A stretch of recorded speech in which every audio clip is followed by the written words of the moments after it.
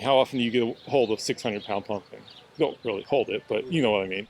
Lolo resident Adam Wolf spends his evenings in the garden, hoping to grow a record-breaking pumpkin. It's impressive what we can get out of this little garden space. It started when Adam's dad grew this 110-pounder and grew into a competition. That got us kind of into it and excited about seeing if we could beat him.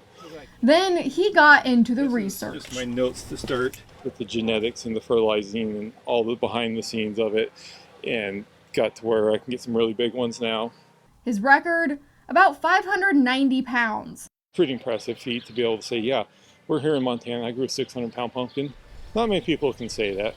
This year, he and his son are amping things up, hoping to reach 1,000 pounds. Now, it's to see how big we can get them. 5.5 months of planting and planning. There's no vacations. In the colder months, even with his in-ground heating cables and special greenhouse, Wolf needs to cover the seeds every night. I'll tuck them in for the night because these are my little babies.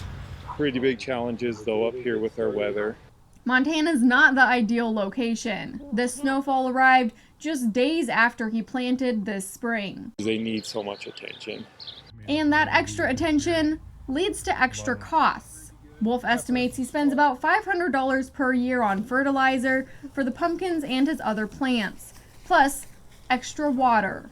In the summer, we'll be mixing once a week 50-gallon jugs of buckets. And for a tall guy, working in a homegrown greenhouse is a lot of crouching over. I'm going to hit my head more than once.